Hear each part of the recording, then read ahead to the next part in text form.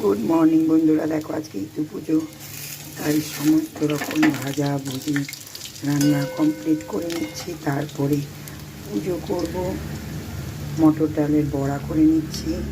আর এইদিকে রান্না করে নিয়েছি আলু মটর পনির দিয়ে তরকারি, টমেটোর চাটনি, আর করে নিয়েছি আলু ভাজা, পোস্ত ছিটিয়ে বেগুন ভাজা, আর ফ্রাইড রাইস। আজকে যেহেতু সম্পূর্ণ নিরামিষ, তাই ভাতটা ঠান্ডা হয়ে গেলে ভালো লাগবে না বলে একটু ফ্রাইড রাইস করে নিলাম। এবার আতপ চাল, নতুন চাল গুলে মলিদা করে নেব নবান্ন। তোমাদের কার কার এই ইতু পুজোর দিন নবান্ন আছে প্লিজ কমেন্টে জানাবে।